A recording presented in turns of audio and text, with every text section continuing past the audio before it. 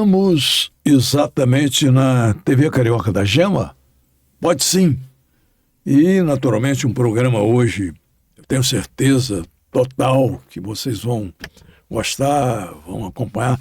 Não é um programa político, a gente tem que esclarecer isso. É um programa de história. A história do Brasil não pode ser jogada no lixo. É história, a história a gente tem que contar. Falar em história, meu amigo Mário, além de advogado, é professor de história também. E ele vai ter facilidade também nessa entrevista, eu tenho certeza. Quem sabe até mais do que eu. Mas hoje nós trouxemos aqui para falar de um assunto histórico, 100 anos da Coluna Prestes, 100 anos, olha o tempo, 100 anos da Coluna Prestes. Muita coisa aconteceu na época e virou história. E essa história que nós vamos contar hoje. E para contar essa história naturalmente rica, nós trouxemos aqui o filho de quem criou, de quem evoluiu, de quem transformou a Coluna Prestes no movimento conhecido no Brasil e no mundo inteiro. Filho do Carlos Prestes, Luiz Carlos Prestes, com quem nós vamos conversar. Mário Silva, nosso convidado é o Luiz Carlos. Um abraço para você, Luiz Carlos. Um abraço. Prazer em recebê-lo. Um abraço para aqueles que estão ligados na TV Carioca da Gema, a primeira TV Cast do Brasil. O programa Pode Sim. No Pode Sim. Você se inscreva lá. Ô Mário, e pode tudo?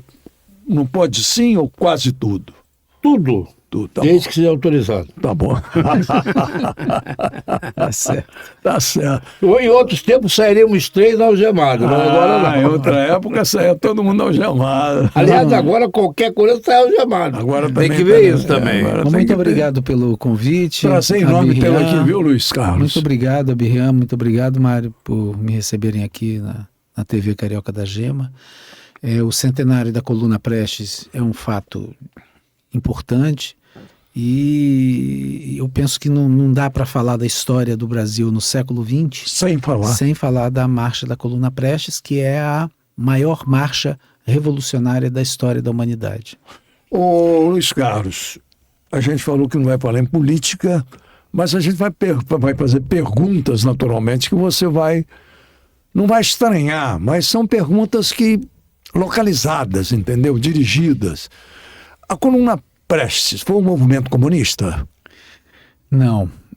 Meu pai, ele participa do movimento tenentista, que é um movimento que foi muito importante para as transformações sociais e políticas do Brasil entre 1922 até 1930. Esse movimento tenentista era um movimento liberal. A reivindicação dos seus líderes era a industrialização do Brasil, o voto secreto, que o voto antigamente era aberto, né? Todo mundo sabia quem votava em quem. Então imagina o padre e o coronel controlando quem votava em quem, né? O direito de voto à mulher. Também a bandeira era liberdade de expressão. E, claro, a autonomia do Brasil, a autonomia econômica, financeira, né, do Brasil. Tinha a bandeira também do fim da corrupção. Eram jovens oficiais, principalmente, e vocês sabem que... Carlos Prestes era oficial? Claro, você sabe que o primeiro momento do movimento tenentista foi 5 de julho de 1922, o levante do Forte Copacabana. Né? Meu pai deveria participar, meu pai já era capitão do Exército e ele ia participar junto com Antônio Siqueira Campos, mas ele estava com tifo e ele vestiu até o uniforme, mas desmaiou, não conseguiu participar do levante de 5 de julho de 22. Mas como sabiam que ele, oficial do Exército, era simpático ao movimento de transformação do Brasil, enviaram ele para o interior do Rio Grande do Sul. Ele vai chegar em 1923 a servir como capitão do batalhão ferroviário da cidade de Santo Ângelo. E é ali que ele, 28 de outubro de 1924, vai sublevar o seu batalhão em solidariedade às tropas revolucionárias paulistas que naquele momento estavam estacionadas em Foz do Iguaçu. Em São Paulo, o levante foi 5 de julho de 24. Eles saem de São Paulo e vão ficar estacionados em Foz do Iguaçu. E meu pai eles ficam lá o mês de julho, agosto, setembro, outubro. E em outubro meu pai subleva o batalhão ferroviário em Santo Ângelo e vai ao encontro deles, vai chegar em abril em Foz do Iguaçu. Então, na verdade é isso, claro que o meu pai era oficial do Exército, ele estudou na escola militar, ele estudou no Colégio Militar de Realengo e se formou em engenharia civil. Mas a história, o público, de um modo geral, a informação é de que o movimento era um movimento comunista. Não era. Não. A Coluna Prestes, meu pai não era, naquele momento, ele nem tinha acesso aos livros de Marx, Engels e Lenin. Ele vai conhecer a doutrina marxista, leninista, a partir de 1927, 28, depois, quando a Coluna Prestes terminou sua marcha. Já no exílio, ele vai ter uma reunião com Astrogildo Pereira, o fundador do Partido Comunista Brasileiro, e o Astrogildo vai entregar para ele, entre dezenas de outros livros com a doutrina marxista, né, vai entregar O Estado e a Revolução, que é um livro de Lenin, que é muito importante para a formação dos comunistas revolucionários. O detalhe é interessante que, como eu sou professor de história, eu costumava dizer, não dou aula já há algum tempo, que você aprende 4 histórias. A do primário, que é rapidinho, que agora não é mais primário, né? Do ginásio, do segundo grau e da faculdade, quando você faz história.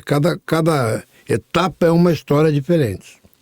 Algumas coisas vão sendo acrescentadas e outras vão sendo suprimidas. Perigoso, né? Uhum. Eu dizia, os alunos às vezes perguntavam a mim, professor, tem que estudar esse negócio de Nero. Eu falei, meu amigo, você estuda o passado para entender o presente e projetar o futuro.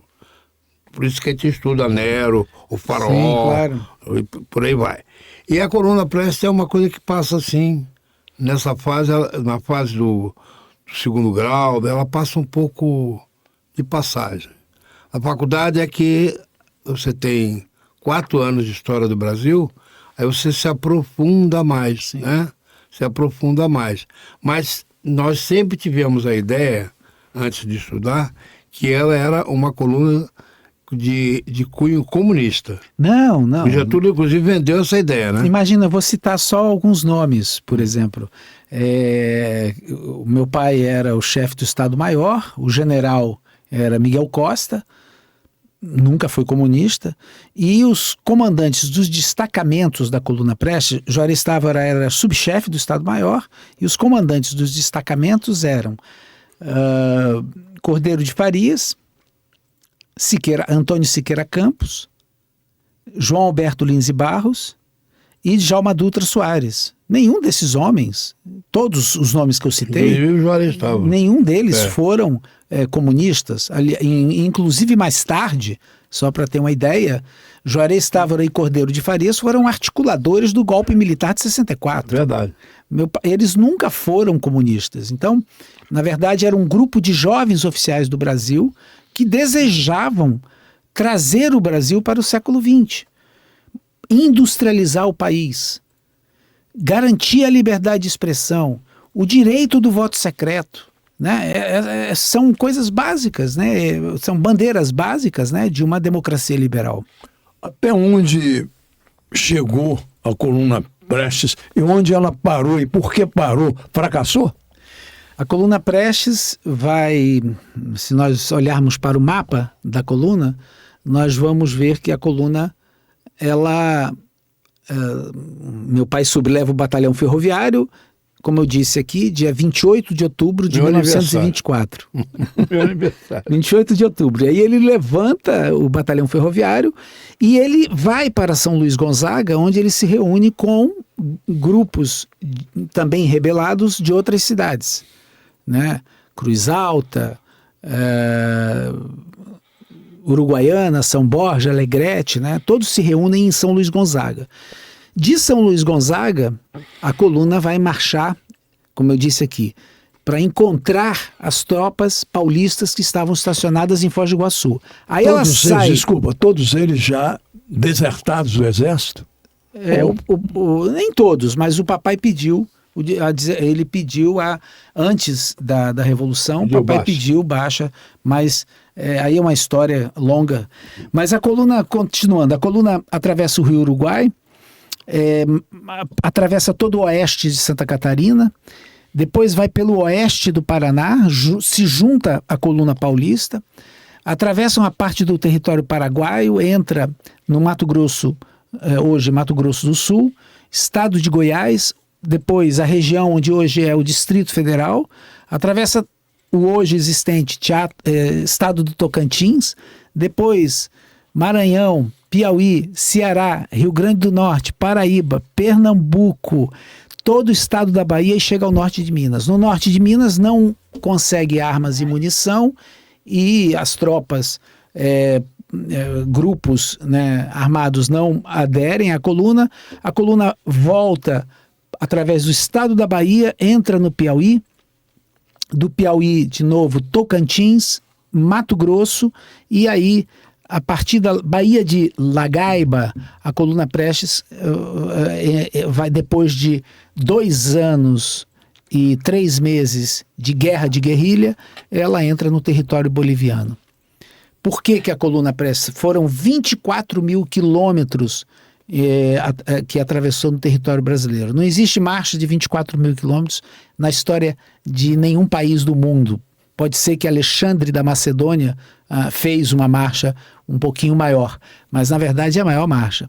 E na verdade, essa travessia através do Brasil, que esses jovens meu pai sempre dizia, como que um país tão rico, com um povo tão inteligente e trabalhador, né, ainda tem miséria, fome, desemprego. Nessa marcha, quando chega ao Nordeste, diz a história que o Lampião saiu em caça da coluna Prestes, é verdade isso? Não, é uma lenda que existe. É uma lenda. O padre Cícero escreveu uma carta para o meu pai, oferecendo que a coluna Prestes depositasse as armas em Juazeiro do Norte. Meu pai respondeu gentilmente ao padre Cícero, essa correspondência é conhecida. Meu pai trocou cartas com um quase santo, né? Que o padre Cícero está para ser canonizado pelo Vaticano. Ele não aceita essa proposta. Então, frente a esse fato, o deputado federal Flório Bartolomeu, que era amigo do padre Cícero, vai conversar com o então presidente da República, Arthur Bernardes, e o Arthur Bernardes oferece ao Lampião armas, munição, dinheiro e a patente de capitão do Exército Brasileiro. De repente, da noite para o dia, o Lampião deixa de ser bandido e vira capitão. Por quê? Porque meu pai era capitão. Ele bota no mesmo nível de patente.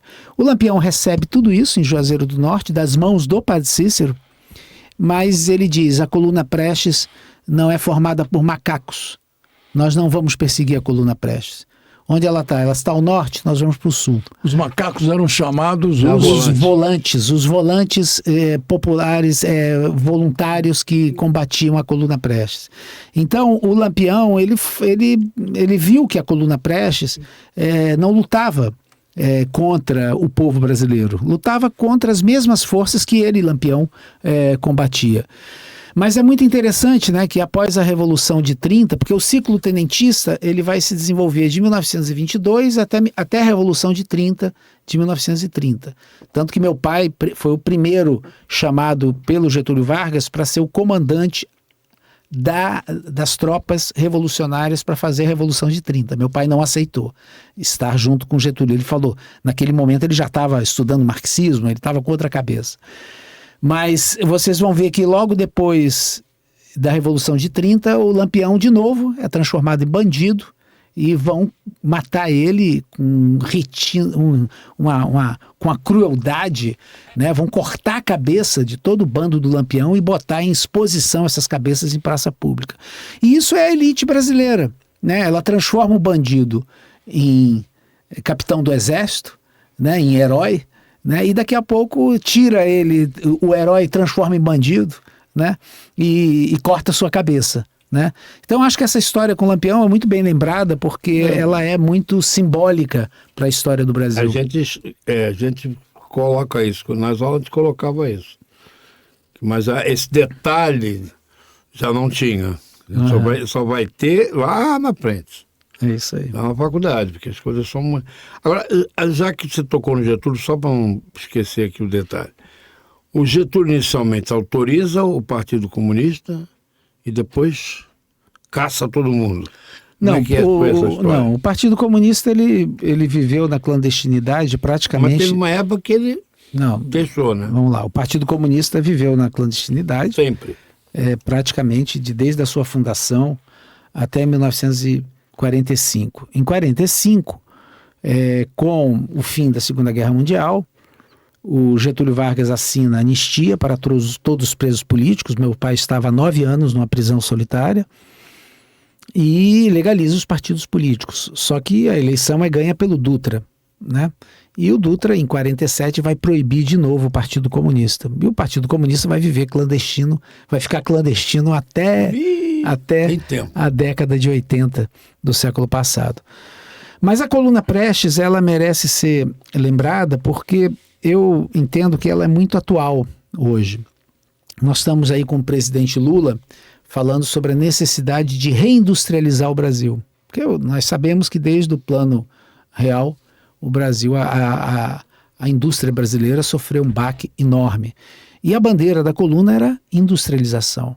Né? Nós temos aí um debate grande que vivemos nos últimos anos sobre a lisura do processo eleitoral. Né? A coluna Prestes lutava pelas eleições secretas, que é um patrimônio da nossa história.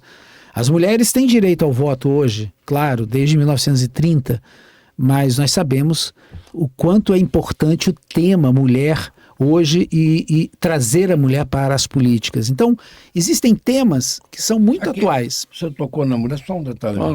A coluna era formada por homens. E tinham mulheres nessa coluna também? Sim. Crianças também não? Sim. Tinham crianças e tinham mulheres. Meu pai era muito assim severo, né, como um oficial jovem do Exército. Aliás, a coluna Prestes pode ser também interpretada como um feito da juventude brasileira. Meu pai estava com 26 anos quando iniciou a marcha. Cordeiro de Farias estava com 22 anos. O pai do Agildo Ribeiro também estava? Não. Isso aí já é depois. Isso aí já é depois, 35. Aí participavam mulheres. E meu pai, muito rigoroso, quando a coluna Prestes estava abandonando o estado do Rio Grande do Sul, atravessando o Rio Uruguai, ele deu comando que as mulheres todas deveriam ficar no Rio Grande do Sul, voltar para casa. E ele fiscalizou todas as embarcações. Ele contava essa história sempre. Ele fiscalizou e ele, na última embarcação que ele fez a travessia. Quando ele chegou em Santa Catarina, as 30 mulheres estavam lá. Porque aí ele percebeu que era a vontade delas e que a marcha da coluna Prestes tinha que ser interpretada por ele, mesmo ele, um oficial formado pela Escola Militar no Rio de Janeiro, tinha que ser vista como uma marcha da qual também participava o povo. Né? E as mulheres foram muito importantes. Teve mulher que pegou em armas, teve mulher que foi enfermeira. As mulheres, elas têm um papel muito grande. E teve crianças, né? Nós temos vários personagens citados no diário da Marcha da Coluna Prestes. Inclusive tem um garoto que tem um apelido de Jaguncinho, né? E foi muito interessante a participação dessas. Você tem crianças que participaram, estavam com 10, com 11 anos de idade. Né? São fatos ainda muito pouco estudados. Eu fico feliz de tocar nesse tema aqui, porque a minha irmã Zóia, que é doutora na Universidade Federal Fluminense, ela está... merece um filme. Ela está coordenando... Isso merece um filme.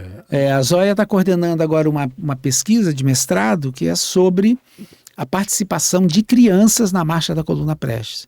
Mas, na verdade, ela já apresentou um resumo dos estudos dela sobre a coluna, um levantamento acadêmico, que é incrível, porque, na verdade, nós temos somente, depois de 100 anos, da Marcha da Coluna, nós temos somente 23 teses, monografias sobre a história da coluna. Da coluna Prestes existe algum sobrevivente?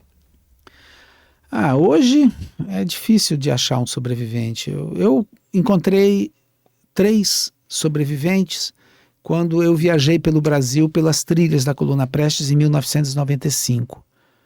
Hermogênio Dias Messa, Bruno Bissacó e Luiz Vieira Fagundes. O Hermogênio eu encontrei em Santo Ângelo, o Bruno Bissacó em Erechim e o Luiz Vieira Fagundes também. Você falou em Agildo, era da família Barata Ribeiro. O pai do Agildo, Agora, o Luiz Carlos, esse movimento todo foi iniciado pelo Carlos Prestes. Todo o movimento da coluna Prestes, ele iniciou, ele criou esse movimento. Esse movimento durou quanto tempo? E eles caminhavam aqui a cavalo, a pé, de que jeito? Bem, de novo, o movimento tenentista não é de exclusividade, não foi idealizado exclusivamente por meu pai. Como eu disse aqui, ele começa 5 de julho de 1922, com os heróis do Forte de Copacabana, os 18 do Forte de Copacabana, liderados pelo Antônio Siqueira Campos, que foi um grande amigo do meu pai. Esse exemplo de heroísmo, quando milhares de soldados avançavam sobre 18 homens, sacudiu o Brasil. Esse Siqueira Campos deve ser avô desse Siqueira Campos, que foi senador pelo estado de Goiás? Estado Tocantins. Estado Tocantins. Fundador do estado Tocantins. Fundador, né? E aí, depois tem o segundo levante, mas o segundo levante foi coordenado em São Paulo, 5 de julho, pelo Marechal Isidoro Dias Lopes e o tenente Aníbal Benévolo e o Joaquim Távora, irmão do Juarez Távora. O Joaquim vai falecer, vai morrer em São Paulo. E as tropas paulistas vão ficar estacionadas, porque o governo brasileiro começou a bombardear São Paulo e as tropas revolucionárias decidem, para não prejudicar a vida da população, bater em retirada e estacionar em Foz do Iguaçu. Isso é 5 de julho de 24, julho, agosto, setembro, outubro. Em outubro, meu pai subleva o batalhão ferroviário. Aí sim podemos dizer eu acho que aqui, nesse momento, quando meu pai subleva o batalhão ferroviário de Santo Ângelo, aí sim nós podemos falar que ele inovou. Ele, de fato, a coluna revolucionária abraça o nome dele. Vira Coluna Prestes. Por quê? Porque ele escreve para o Marechal Isidoro Dias Lopes uma carta durante a travessia do estado de Santa Catarina, e ele, nessa carta, tem umas linhas emblemáticas. Ele diz assim: para nós, revolucionários, a guerra de guerrilha, a guerra tem que ser uma guerra de movimento. A guerra de posição, que seria a guerra de você cavar uma trincheira e esperar a batalha final, que era a tática e a estratégia das tropas do governo. Essa guerra de posição serve para aqueles que têm fábricas de armas e munição e muitos analfabetos para jogar contra as nossas metralhadoras. E aí ele, nesse momento, ele formula a tática e a estratégia da coluna. A guerra de movimento. Aí sim, quando ele chega em Foz do Iguaçu, os paulistas estavam muito desanimados. Queriam todos emigrar e diziam que já tinham realizado a ação mais importante. Meu pai diz: não, olha, eu não sou um derrotado. Como que eu vou falar para os meus 1.500 soldados que nós atravessamos o norte do Rio Grande do Sul, o oeste de Santa Catarina, chegamos aqui no Paraná, em Foz do Iguaçu, e agora nós não somos derrotados? Eu não tenho como falar para eles. Nós vamos continuar a marcha. E eu proponho marchar em movimento. E aí sim, Aí- sim, essa tática de movimento, quer dizer, de você nunca ir para o combate final. Porque o importante da coluna era manter viva as bandeiras da Revolução. E ao atravessar o Brasil inteiro, a mídia, os jornais da época, a rádio, o tempo todo noticiava que a revolução proposta pelos heróis do Forte Copacabana, ela continuava, estava viva. Tem uma expressão no Nordeste que é bem interessante, que chama uma coluna Prestes de uma serpente luminosa. Uma serpente que iluminou o Brasil, né? O Brasil do atraso, o Brasil que não queria se modernizar. Brigadeiro Eduardo Gomes, compositor do Forte? Sim, Sim, né? mas não participou da coluna. Não, mas ele era do Paulo, você ia perguntar. Não, duas em uma. Primeiro, a coluna tinha um objetivo revolucionário de tomar o poder. Sim, Sim. Agora, como é que funcionou a logística? Porque as pessoas comem, dormem, se movimentam, e no auge, quantas pessoas, No quantos transporte. soldados e transporta? Como é que era isso? Como é que a era coluna feito? foi feita basicamente a pé. A pé. A pé. Ela foi a pé. Essa é a proeza. Meu pai Tinha sempre um carrinho, não meu pai sabia sempre que tinha carro. meu pai sempre dizia assim que chamam ele de Cavaleiro da Esperança, Esperança, é. mas ele poderia ser chamado andarilho. de o Andarilho da Esperança, porque na verdade a maior parte da marcha ele fez a pé. E os soldados todos não tinham carro. Carro não tinha. No máximo cavalo, e os cavalos eram usados principalmente para carregar os feridos, os doentes. Mantimentos, essas Né? coisas. E mantimentos. Mas você fala de logística, né? É interessante. O meu pai, ele vai, desde quando a coluna sai do Rio Grande do Sul, ele adota o sistema de fogões. O sistema de fogões é o seguinte, um sistema que foi criado nas grandes guerras gaúchas, né, do século XIX. Esse sistema eram grupos de 10, 15 homens, e esses 10, 15 homens eram responsáveis pela sua alimentação. A coluna, vocês vão imaginar, era uma tropa de 1.500 homens em média. Você imagina fazer um fogão único para 1.500 homens. Do ponto de vista de logística, era impossível. Então, a coluna organizava os grupos tinham uma certa autonomia para fazer a busca de alimentos e preparar comida.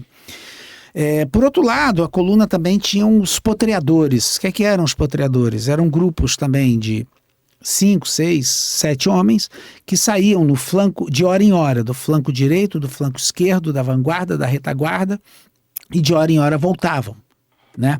Então saía um agora, depois daqui a pouco, daqui uma hora saía outro, daqui uma hora, e eles traziam a informação para o meu pai. Meu pai fazia podemos dizer isso hoje, o geoprocessamento do território onde a coluna estava atravessando, porque os mapas do Brasil não existiam. Mas tem um episódio assim interessante que é citado no diário da coluna Prestes, que é o seguinte: quando a coluna sai do estado do Paraná, a coluna não tem mais a erva mate para fazer o chimarrão. Não. E também não tinha acesso a café, né? E aí o que é que resolveram fazer? Então você tinha na coluna mateiros e ervateiros que recolhiam na mata as ervas úteis para poder fazer chá. Então, tem uma descrição no diário da coluna Prestes, que é muito bonito, escrito pelo escrivão Lourenço Moreira Lima, que fez toda a marcha ao lado do meu pai, que ele diz que nas madrugadas parecia que os caldeirões com a bebida, eles batizaram essa bebida de chibel, né? Que os caldeirões, né, esse chibel fervia, pareciam poções mágicas, né, que eram feitas e que davam forças para os revolucionários, né? Não, é muito bonito. O diário da coluna merece ser lido, é muito bonito. A coluna tinha mais civis ou mais militares, ou tinha só militares? Era uma mistura de... A maior parte, claro, que de todos os participantes eram jovens oficiais do Exército Brasileiro. Mas, como eu disse aqui, tinham crianças adolescentes, mulheres, quer dizer, o que não eram não eram militares, mas a maior parte era formada por militares. Na marcha, veja só, uma hipótese, vamos tomar como hipótese aqui uma cidade, São Borja, por exemplo, está logo no início. Em 1920 e alguma coisa. 24. A coluna entrava pela cidade, ou passava ao lago. Tinha, por exemplo, o Lampião, vamos tomar por base o Lampião, que fazia parecido a mesma coisa, só que em alguns lugares ele tinha que trocar tiro. Em outros lugares ele tinha apoio. Como é que era essa situação? A coluna entrou em muitas cidades, né, do Brasil. No caminho, que é longo. No caminho, sim. Por exemplo, eu vou citar aqui em Arraias. Ela fica no sul do estado, hoje sul do estado de Tocantins.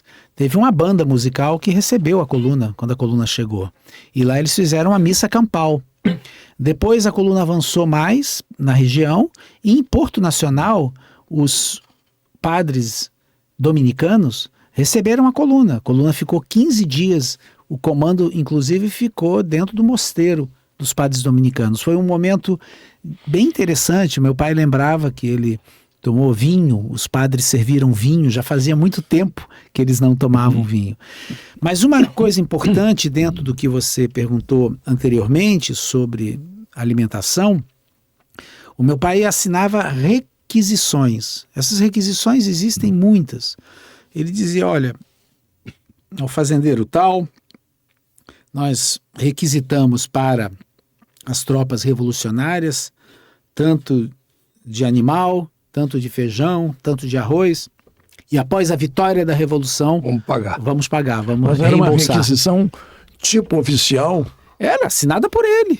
Era uma requisição. Não era uma instituição oficial. Não, mas era uma requisição da coluna Prestes. A coluna não era uma instituição oficial. Ele estava achando que ia ganhar, então quando ganhava, pagava. Aí a coluna, o objetivo era tomar o poder. De quem? Do Arthur Bernardes, né, no início. Na verdade, você tinha a República... Aliás, uma parede, o Arthur Bernardes governou o tempo inteiro com o estado de sítio. Um período turbulento. Bem, você está querendo entrar na parte da política, né? Na verdade, o movimento tenentista foi uma revolta que, na verdade, juntamente com outros movimentos, levantou uma bandeira contra a República Velha, né? Contra os interesses dos grupos ligados à questão, vamos dizer assim, a República do Café com Leite, né? A República que tinha no poder a elite de latifundiários de Minas Gerais e de São Paulo, né? E isso é importante a gente, aí nesse contexto, nós temos que ver que o movimento tenentista, ele foi tão importante para a história do Brasil e para as mudanças políticas no Brasil, como a fundação do Partido Comunista Brasileiro em 1922, liderado por Astrogildo Pereira, mas também a Semana de Arte Moderna de 1922, né, que aconteceu em São Paulo, liderado por Mário e Oswald de Andrade. E eu sempre cito aqui que em 1922 foi o auge também do funcionamento do terreiro da Mãe de Santo da Tia Seata, onde vai nascer efetivamente o samba de Sambar, não o samba da Bahia, mas o samba de Sambar e o carnaval, né, que hoje representam o Brasil no mundo, né? Então, o movimento tenentista, ele está neste contexto, no contexto da modernização do país. Era inconcebível, naquele momento, entender que o Brasil tinha que ser somente produtor de grãos e ser somente exportador de matérias-primas. Mas veja como é atual a coluna Prestes e todos esses movimentos do início do século XX. O Brasil hoje continua sendo um exportador de matérias-primas. Nós exportamos café, soja, açúcar, exportamos minério, e isso que garante o êxito da balança comercial brasileira. Nós não exportamos bens de valor agregado, quase não exportamos serviços. Nós estamos como se em 100 anos que se passou, de tanta luta, de tanto sangue derramado, de tantas gerações, e continuamos com o agronegócio. Com o agronegócio. Quanto tempo durou a coluna Prestes? A coluna Prestes atravessou o Brasil entre 1924, de outubro de 1924, até fevereiro de 1927. Foram 2 anos e 3 meses de luta, quando esses jovens oficiais do Exército, jovens revolucionários, liderados por meu pai, derrotaram 17 generais do Exército Brasileiro. Nesse período, Luiz Carlos, nesses quase 3 anos de combate armado, teve guerra, quer dizer, guerra, tipo, entre eles, entre a coluna e os contra a coluna? Claro. O Exército Brasileiro organizou tentou várias vezes aniquilar a coluna Prestes. O primeiro momento vai ser no final de 24, quando a coluna vai sair, 24, começo de 25, quando a coluna a coluna sai de São Luís Gonzaga, né? Porque foram tropas do Exército Brasileiro, 7 tropas do Exército Brasileiro, 14 mil homens, cercaram a cidade de São Luís Gonzaga e estava tudo certo. Eles diziam, fechamos o anel de ferro e a coluna está aniquilada. Até telegrafaram para o presidente da República. Só que meu pai, através de uma manobra espetacular, ele conseguiu enganar as tropas do governo e saiu despercebido da cidade. É curioso que, no mesmo momento que meu pai faz essa manobra, as mulheres de São Luís Gonzaga rezavam para que não acontecesse confronto entre os irmãos e prometeram erguer uma gruta a Nossa Senhora de Lourdes, caso não acontecesse derramamento de sangue. A coluna sai de São Luís Gonzaga. Quando as tropas do governo fecham o cerco, a coluna já estava a 150 quilômetros na distância. Hoje, em São Luís Gonzaga, tem uma gruta que as mulheres ergueram a Nossa Senhora de Lourdes como pelo milagre dela. Aí nós vamos ter, logo em seguida, em janeiro, dia 3 de janeiro, a Batalha da Ramada, 3 de janeiro de 1925. Foi o combate mais sangrento da história da coluna. Nós vamos ter combates na travessia do Rio Uruguai, onde vai falecer um dos grandes amigos do meu pai naquele momento, articulador do levante do Batalhão Ferroviário de Santo Ângelo, o tenente Portela Fagundes. E nós vamos ter o combate de Maria Preta, que vai acontecer em Santa Catarina, quando as tropas do governo, elas cercam a coluna de 2 lados, mas pela tática meu pai eles não identificam que a coluna passou, né? E meu pai botou somente alguns soldados para poder, à noite, realizar um tiroteio, né? E se retirar rápido, dispersar os homens. E as 2 tropas do governo imaginavam que era a coluna, e elas se mataram. Eles se mataram. Agora, teve muitas manobras. Se eu for citar aqui todas as manobras, que eu acho que merece um livro só sobre as táticas e estratégias adotadas na coluna Prestes, assim como, por exemplo, a manobra do Laço Húngaro, que acontece no norte de Minas Gerais. A coluna Prestes é um exemplo do gênio militar brasileiro. Eu não quero aqui dizer que meu pai era um gênio. Eu estou querendo dizer assim que foram manobras e combates e batalhas que merecem ser estudadas porque demonstram o gênio militar brasileiro.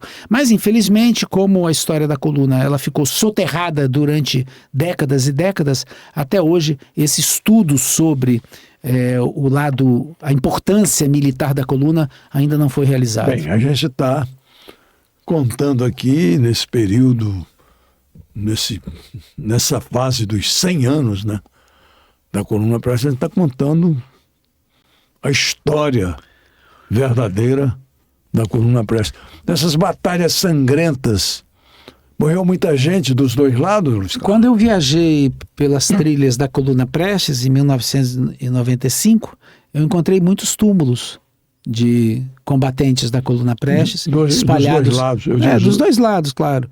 Espalhados pelo Brasil. Agora, veja só, até porque ela poderia ter tido uma outra visão, Porque as pessoas ligam, infelizmente, talvez por falta de conhecimento ou por falta de meios de se conhecer, que ela estaria ligada ao movimento comunista e não está. A coisa só vai aparecer Não, depois. meu pai vai entrar para o Partido Comunista. A coluna termina em 1927. Meu pai vai entrar para o Partido Comunista em 1934. Então você vê que as coisas são bem diferentes. O seguinte, os participantes, inclusive o Luiz Carlos Prestes, após o término, 27, eles foram presos, alguns ficaram presos, seu pai ficou 9 anos, né? Outros foram anistiados, como é que foi? Não. Meu pai vai ser preso em 1936. Mais na frente. 36. Então, quando acabou, e aí? Cada um para sua casa? Quando acabou, começou a articulação do Getúlio Vargas, que na época já era governador do estado do Rio Grande do Sul. Estava articulando a Revolução de 30. Meu pai vai ficar exilado na Bolívia durante um tempo, começa a trabalhar como engenheiro lá, constrói várias estradas, inclusive ele fica em Santa Cruz de la Sierra, cidade onde vai... Hugo, vamos colocar umas fotos da coluna? Cidade onde vai morrer depois, em 67, eu conheço o Che Guevara, Ernesto Che Guevara. Então vocês veem, o destino de Luiz Carlos Prestes e o destino de Che Guevara estão juntos na cidade de Santa Cruz de la Sierra. Sim, essa foto já é na Bolívia. É o papai na Bolívia, após a marcha da coluna Prestes. Aqui essa fotografia, vocês estão vendo aqui, esse aqui é o marco das 4 fronteiras, né? O marco das 3 fronteiras. 3 fronteiras, meu Deus. Né? Brasil, Paraguai e Argentina. Em Foz do Iguaçu. Aí são as tropas revolucionárias, né, prontas, né, demonstrando sua força, organização, né, durante o momento ali de organização. Um processo discriminatório, estou vendo muitos negros. Inclusive. Tinha um uniforme, ô Luiz? Tinha uniforme? A coluna? Não, o uniforme era um lenço vermelho. O lenço vermelho dos Maragatos. Sim, a coluna contou com a participação de muitos negros. Muitos negros. É muito emblemático a presença... Seu pai era Maragato? O papai lenço vermelho, né? Então, de certa maneira, entraram Getúlio não era Maragato, né? Não. O Getúlio era poder. Mas Brizola era. Então essa foto é em Foz do Iguaçu. Brizola era. Aqui já é na Bolívia, né? Por falar em negros, veja ali do lado do papai, ó, aqui está o papai. Veja aqui do lado e acima, se você aproximar, você vai ver que são 2 negros que estão ali cercando o papai. Né? Essa questão da diversidade étnica da coluna é um tema que somente agora está sendo estudado. Tem um jornalista em São Paulo, da Folha de São Paulo, Fernando Granato, que está terminando uma matéria grande. Inclusive ele fez uso de uma entrevista que eu fiz com um combatente negro da coluna, Hermogênio Dias Messa. É um tema muito pouco estudado, o tema das mulheres, o tema das crianças. A coluna Prestes ainda detém muitos mistérios, e a questão do negro, né, é importante porque na verdade ele foi invisibilizado pela grandeza da própria marcha. Imagina, a coluna Prestes ficou abandonada, ficou relegada a um segundo plano. E imagina então estudar os detalhes dentro da marcha, né? Muitas vezes não se tinha opção. Mas também é importante estudar a diversidade religiosa. A coluna Prestes chegava em certas cidades e organizava missa campal católica. Né? Missa campal católica. Agora, quando você lê o diário da coluna, você vê que tinham muitos espíritas na coluna. E nós sabemos que espiritismo, em 1920, era uma maneira de não citar o candomblé e a umbanda. Né? Então, com certeza. E como nós tínhamos na coluna muitos ervateiros e mateiros, que eu citei aqui anteriormente, que juntavam as ervas para fazer a bebida, o chibel, possivelmente esses mateiros, esses ervateiros eram negros e com certeza muitos desses negros eram de religiões de matriz africana. Estou vendo ali com um cinto que parece cinto de cangaceiro, da ponta ali. Ó. É isso aí. É isso aí. Cinto gaúcho. Cinto gaúcho, Agora, quantos componentes Você falou em 1.500? Sim, 1.500 homens. E esses 1.500 homens caminhavam juntos sempre? Sim, claro. Tinham 4 destacamentos, né? A Bolívia também? Isso aí, não. Essa foto Tem foi... até um homem de gravata ali. Essa foto foi feita na Bahia. Uma mulher ali no canto, não? De gravata esse aqui, não? É, de gravata. Uma mulher, aonde? No canto direito, não? Essa aqui? Parece, né? Aproxima um pouco mais. Parece. Parece, né? Parece. É, parece uma mulher. Parece uma mulher. Desse canto aqui também. Ou não? É o cabelo comprido, né? Não, ali não, ali não. Ali é uma... Agora o homem tá de gravata ali. Mas aqui sim, aqui parece lá é mesmo uma mulher. É uma mulher. Muitas mulheres participaram da marcha. Mas eu queria, Abirre, antes de, assim, eu queria dar uma palavra, que eu queria dizer que eu consegui, após a viagem de 1995, pelas trilhas da coluna, realizar algumas obras em homenagem à coluna. Contei com a participação do arquiteto Oscar Niemeyer. Não sei se vocês podem aqui dar um Quanto destaque tempo durou essa viagem? para essa. Eu viajei 1 ano pelas trilhas da coluna. Você consegue aqui fazer uma leitura dessa imagem? Mostra para essa câmera aqui. Aham. Ó. Não, ali, atrás do mar. Ah, aqui. Isso. Esse aqui. Isso aqui é o arquiteto Oscar Niemeyer com um marco que ele fez que se chama Coluna Prestes.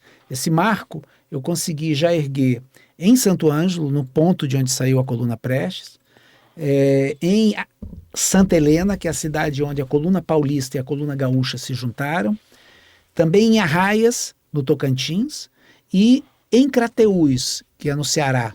É o ponto mais alto onde a Coluna Prestes chegou, que foi em Crateús. Mas além desse marco, eu também construí o Memorial Coluna Prestes no Rio Grande do Sul, né? Eu não sei se a fotografia está disponível, né? Tem foto aqui? A estação ferroviária de Santo Ângelo, ela foi construída pelo meu pai, Mostra. né? Aqui tem uma foto antiga da estação. Não tive nessa estação. Essa Mas tá estação, bom, meu ó. pai como engenheiro, ele ergueu, e aqui nesse espaço nós erguemos o Memorial Coluna Prestes, que é esse aí. Ó, que tá Olha, aí. rapaz. E é interessante que nesse memorial aí, você vai ter aqui do lado, tá vendo essa coluna? À noite ela fica iluminada, ela é toda rasgada, essa coluna aí. É uma obra do escultor Maurício Bentes, é um escultor contemporâneo.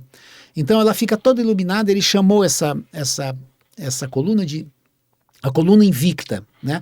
E aqui dentro o visitante pode conhecer toda a história da marcha da Coluna Prestes. Eu gosto de desenhar, né? Então aqui logo na entrada aqui tem uma placa de bronze com uns cavalinhos, como esse aqui, ó, que está aqui, ó, nesse folheto aqui, ó, nesse folheto aqui. Tem os cavalinhos. Interessante. Eu que desenhei, e aí nós botamos essa placa aqui em cima nesse A gente vai local. ficando velho, vai perdendo a memória. Mas Mas tenho também- quase certeza que eu tive nessa cidade. Mas também construímos o Memorial Coluna Prestes Tocantins. Esse aí é o marco. Esse marco que eu disse que nós já colocamos na entrada de Santo Ângelo, entrada de Santa Helena, no Paraná, entrada de Arraias, no Tocantins, e em Crateús, no Ceará. Esse marco tem 17 metros de altura, é um projeto do Oscar Niemeyer, é uma obra de engenharia interessantíssimo, porque ele fica de pé pelo próprio peso, você não tem que botar sapata aqui embaixo, você molda ele no chão e depois bota ele de pé. Oscar Niemeyer, né? Oscar Niemeyer. E tem o Memorial Coluna Prestes Tocantins, que é uma outra uma outra obra, essa aí que nós inauguramos. Aqui tem um conjunto de esculturas, que é o 18 do Forte Copacabana, né? E ali fica o Foi memorial. o início da Coluna Prestes? Não, é o início do movimento tenentista. Dentista. Né? E aí, aqui estão Mas os 18. inspirador da Coluna Prestes? Sim, claro. Os 18 do Forte. E ali o memorial Coluna Prestes, Tocantins. Um detalhe interessante é que a calçada é a calçada de Copacabana. Isso. Isso foi Interessante. tudo. Com Eu direito devo a aqui. ondas.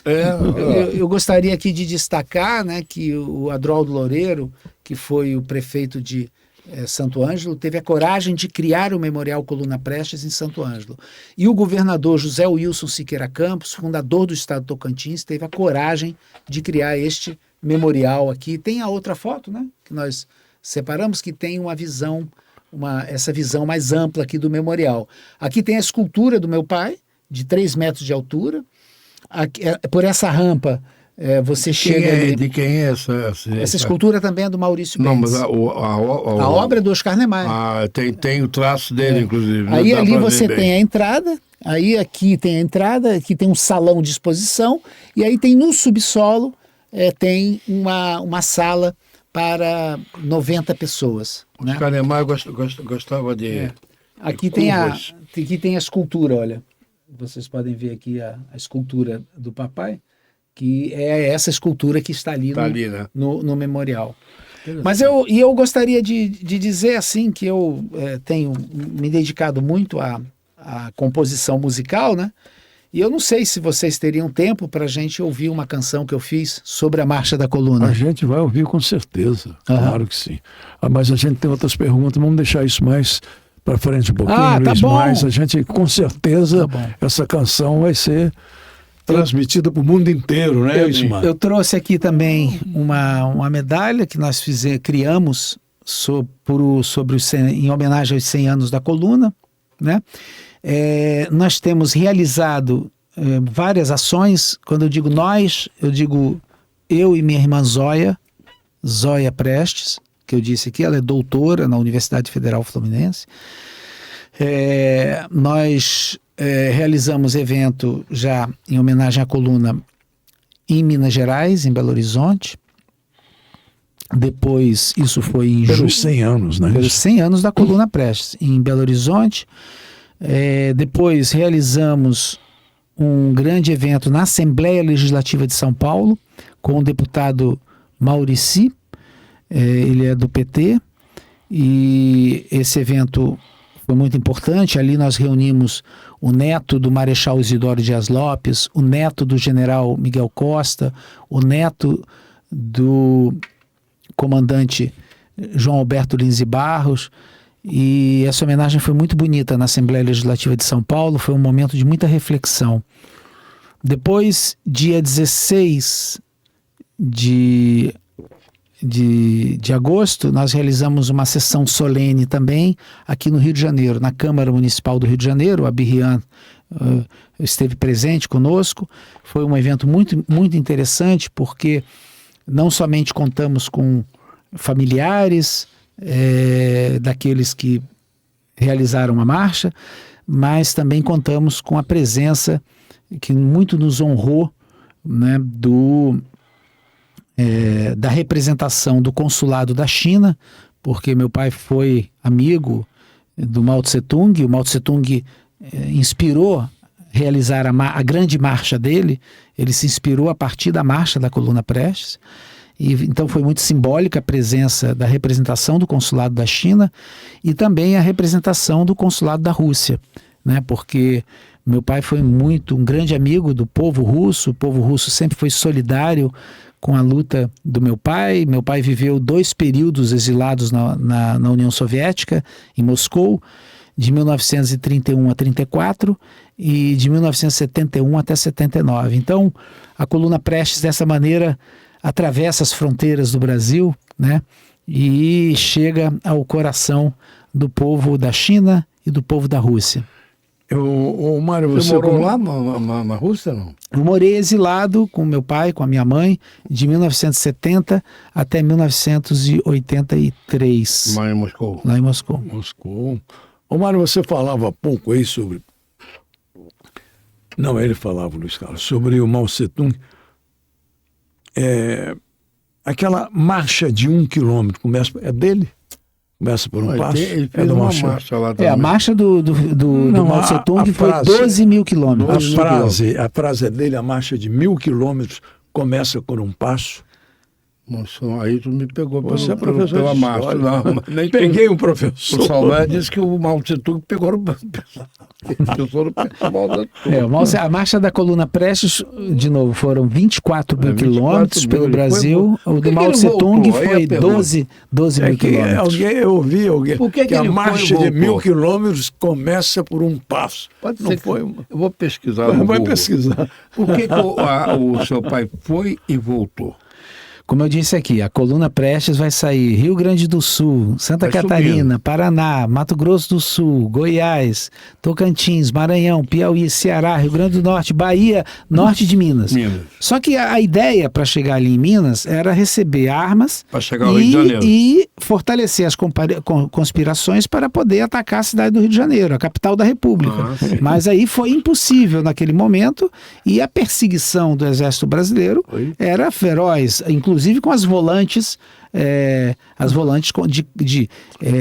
criminosas que perseguiam a coluna. E como é que foi extinta? E aí a coluna teve que voltar, voltou pela Não, como pela é que Bahia. acabou a coluna?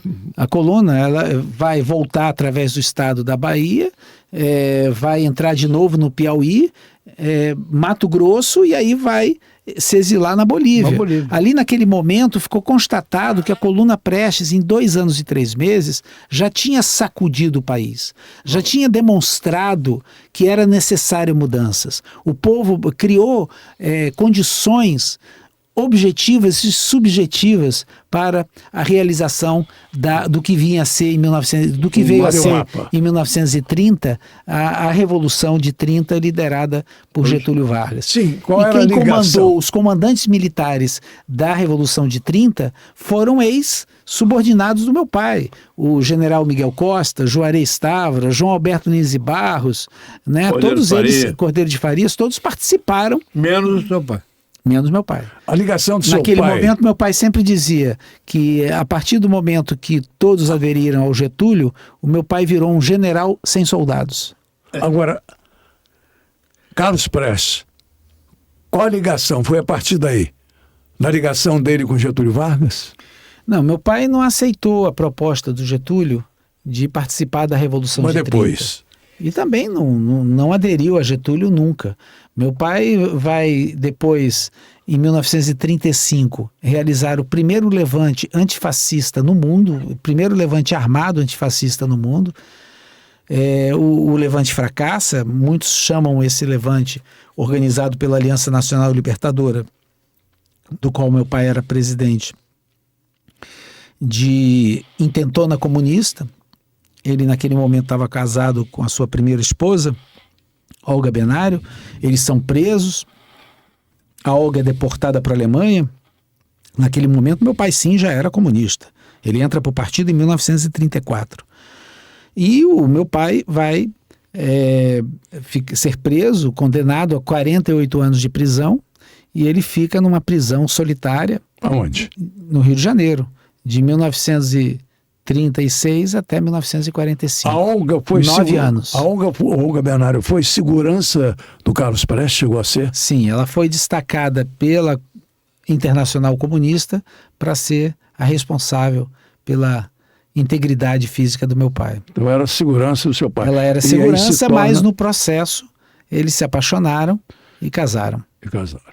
Você vê que a história... E aí ela foi é foi filme mandada mesmo. para a Já teve Alemanha. um filme, mas eu acho que tem que ter outro filme. Mas é muito necessário. importante a gente verificar que o período do meu pai como tenentista foi de 1922 até 1900, vamos botar aí, 1930, 1929. E a partir de 1930 ele praticamente adere, ele vai assinar um manifesto e ele adere ao marxismo e ele começa a se preparar e entra no Partido Comunista Brasileiro em 1934. Então, a partir de 30 pode-se dizer que meu pai virou um comunista, mas o período da coluna Prestes, meu pai não era marxista, não era comunista. E então, é muito importante a gente olhar para isso, porque os monumentos que eu construí para o meu pai, tanto no Rio Grande do Sul, como no Paraná, no Tocantins, no Ceará, são monumentos que abraçam não somente a história do meu pai. Por isso que nós batizamos Memorial Coluna Prestes, Santo Ângelo, Rio Grande do Sul. Memorial Coluna Prestes, Tocantins, em Palmas. Por quê? Porque nós queremos homenagear também heróis daquela façanha. Meu pai não fez a Marcha da Coluna Prestes sozinho. Ele fez junto com Cordeiro de Farias, com João Alberto Lins e Barros, com Juarez Távora, com Isidoro Dias Lopes, com o general Miguel Costa, né? Muitos, 1.500 homens liderados por ele. Mas ele não fez essa marcha sozinho. Então é muito importante a homenagem à Coluna Prestes, a todos os seus comandantes e a todos os seus soldados. Com certeza. Posso fazer uma pergunta? Saiu um pouquinho, mas é política, mas aí a curiosidade vem. Sim. Porque a gente passa, vocês normalmente como vocês só escutam um lado da história. Às vezes o outro lado da história não é dito. Sim. Então, já que você tocou no Intentona Comunista, eu vi. Você falou que mataram pessoas dormindo e tal. Qual é a verdade da história? Bem, meu pai ele vai entrar para o Partido Comunista em 1934 e começa a preparar o levante armado antifascista frente ao risco do Brasil virar um governo fascista, como de fato... Estava caminhando, só que depois mudou. Como depois do levante 35, o Getúlio praticamente rompe com os integralistas.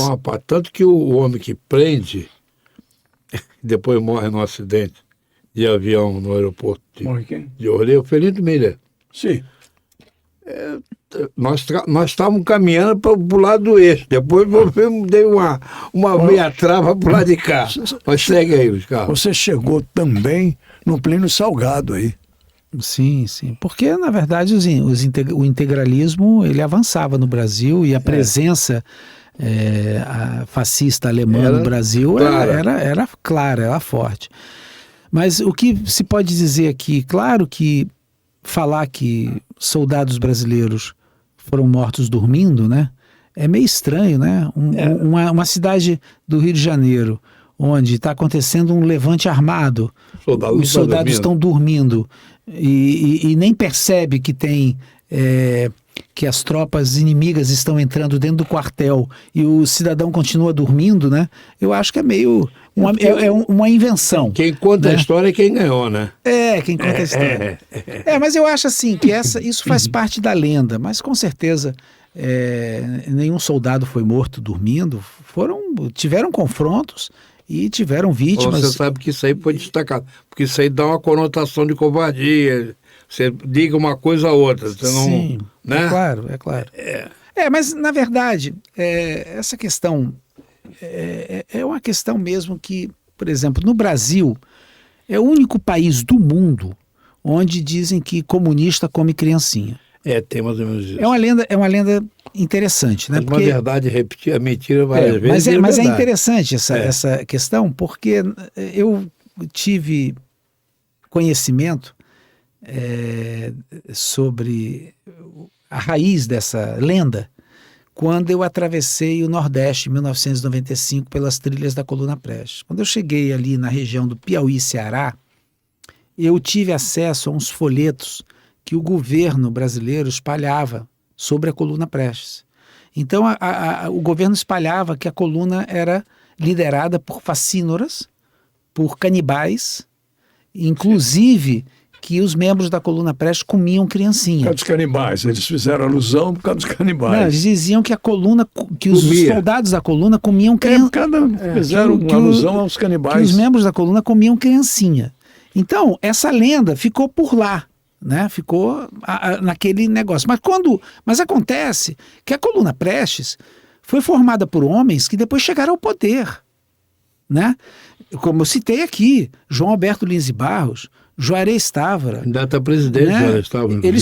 Eles foram interventores. Juarez Távora, o brigadeiro Eduardo Gomes, foi candidato também. O Eduardo Gomes não participou da coluna. Não, mas ele foi candidato a presidente da República. Não, eu sei, não foi mesmo. Eu estou falando, eu sei. Mas eu estou dizendo aqui. Olha só. Levante dos tenentes. Eu sei, mas olha só, Bia. Eu estou dizendo aqui o quê? Que a lenda que a Coluna Prestes tinha homens que comiam criancinhas. Então isso criaram em folhetos. Eles espalhavam esses folhetos pelo Nordeste todo para apavorar a população. Só que da coluna participaram, como eu disse aqui, Juarez Távora, João Alberto Lins e Barros, Djalma Dutra Soares, né? E muitos outros homens que, no final das contas, chegaram ao poder com a Revolução de 1930. Quem não participou foi o meu pai. Só meu pai que ficou do lado de fora da Revolução de 30. Ele não quis compactuar com Getúlio, porque ele dizia, de que adianta mudar um homem no poder? Você tira um homem e bota outro homem. A ideia era Naquele momento, meu pai já estava lendo livros marxistas e ele entendia que o que tinha que acontecer é a mudança do sistema político e econômico. Tinha que se entregar o poder para a classe operária e para os trabalhadores rurais. Aí, o que acontece? A lenda de que membros da coluna comiam criancinha automaticamente se transfere para a figura do meu pai. Entendeu? E aí passa, essa lenda começa a virar uma lenda de que comunista que come criancinha. Isso é o único país do mundo onde tem essa lenda, né? Então, é isso, essas histórias, né? Elas perseguiram, no final das contas, a vida do meu pai ao longo de toda as lutas. Né? Esses rótulos, essas coisas absurdas. Aliás, tem um outro rótulo que eu era criança e eu ouvia, não sei se você ainda escuta hoje. Cigano rouba criança. Cigano rouba criança. Também. A minha avó dizia, olha, cigano rouba criança. Cuidado, né? Eu citei há pouco o brigadeiro Eduardo Gomes, porque ele foi candidato a presidente da República e ele foi também um dos 18 do Forte. Sim. Ele pode não ter sido da coluna, mas ele foi um dos 18 do Forte, que eram considerados na época heróis. Agora, outra coisa que eu fiquei curioso também, como é que você vê uma mulher sendo designada para fazer segurança, no caso da Olga Benário, segurança do Carlos Prestes, como é que você vê isso? A Olga, no caso da Olga, a Olga era uma comunista alemã. Ela fez uma ação armada para libertar um companheiro da prisão na Alemanha, nos anos 20. E por conta disso, ela, junto com ele, com Otto Braun, foram morar exilados na União Soviética. Então a Olga não é. E depois ela fez treinamentos, participou de treinamento militar na União Soviética. Ela não era uma dona de casa ou uma frágil atriz ou pianista ou artista plástico. Ela era uma revolucionária. Então, no caso, a Internacional Comunista entendeu que ela tinha habilidades práticas e intelectuais, habilidades, conhecimento e práticas militares para poder exercer o papel de segurança de meu pai. Sim, Luiz. Agora, foi Getúlio, porque ela morreu de uma maneira estranha, não é verdade?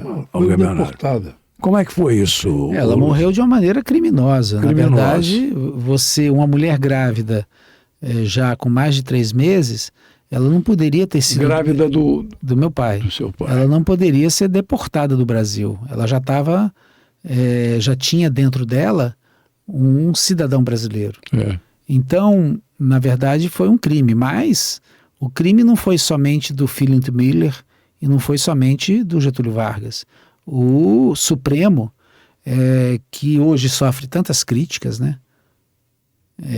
O Supremo, por unanimidade,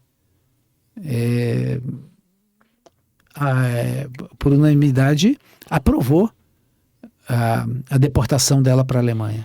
Então, aqui se juntam todos os ministros, na época do Supremo Tribunal, se juntam. Então, hoje se faz tanta crítica ao Supremo, né? As atitudes de muitos dos ministros, mas vamos olhar para trás, vamos olhar lá para os anos 30, que foi aprovado pelo Supremo a deportação, tanto que há uns 2, 3 anos atrás, o Supremo pediu desculpas pela decisão de ter deportado a Olga Benário. Tanto que foi um crime que o grande jurista Sobral Pinto, ele vai conseguir que a minha avó viaje para a Alemanha e negocie com o governo alemão, nazista, de pegar a neta, né? E aí a minha irmã Anita, que era pequena, tinha recém-nascido, foi entregue para a avó, né? E minha avó levou ela para o exílio, onde elas moraram durante muitos anos, no México, até a democratização do Brasil em 1945. Então, na verdade, ali foi um crime cometido, mais um crime cometido pelo Getúlio Vargas, seus ministros e seus torturadores, como que tem na figura maior, o já citado aqui, Filinto Miller. Filinto Miller. É uma história. Mas o Filinto Miller atravessou outras épocas também, né? Ele chegou na ditadura de 64, chegou? Sim. Ele participou, foi senador, né? Já nos anos 50 foi eleito senador. Meu pai morando na clandestinidade, Filinto Miller foi eleito senador. E agora é interessante, né? Eu li alguns livros sobre a vida dele, e ele vai morrer em 1973 dentro num avião que cai em Paris, né? E é interessante que a Olga Benário, ela morreu numa câmara de gás. E o Filinto Miller morreu também pelos gases que estavam... aconteceu os gases que soltaram dentro do salão do avião. O mesmo voo que mata o Agostinho dos Santos. Foi no mesmo voo? O mesmo voo que mata a Regina Leclerc. Ângela Leclerc, Regina. E mata também o Júlio Delamare. Você vê quantos inocentes o Filinto Miller levou junto, né? Junto com ele. É isso aí. Ele morreu. A história do Filinto Miller tem um sujeito só, sabia? Ele sabia que um cara salvou? Outro dia eu vi uma matéria disso.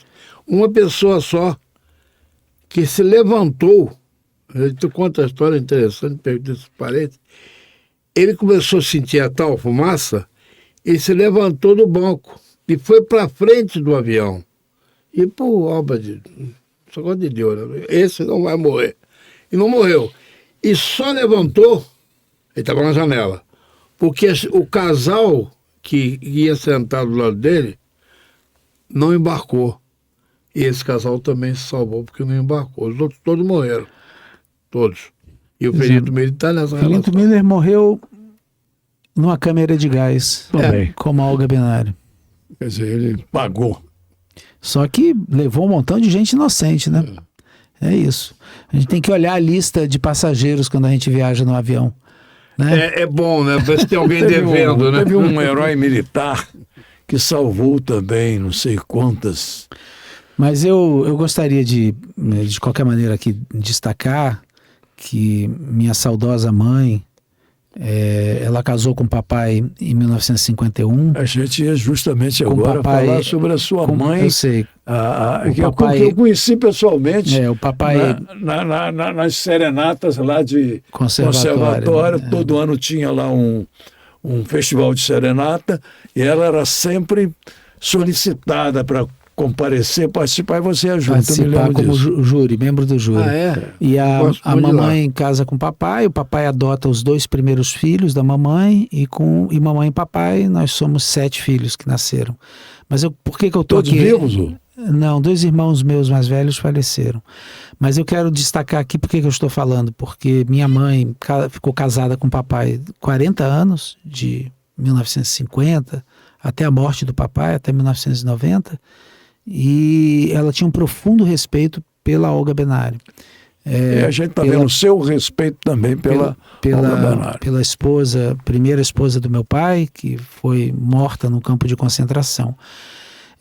A Olga Benário é um símbolo da luta antifascista no mundo, é um símbolo de quem luta por democracia, por liberdade. E minha mãe, que sempre, ela nasce numa família de comunistas, ela milita no Partido Comunista a vida inteira.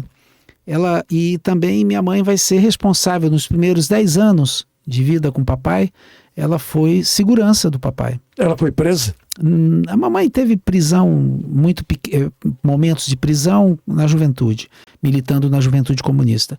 Mas depois, não. E ela cuidava da segurança do papai e ela sempre dizia assim, né, que ela se sentia muito realizada porque nos 10 anos que ela foi responsável pela segurança do papai, meu pai nunca correu o risco de ser preso.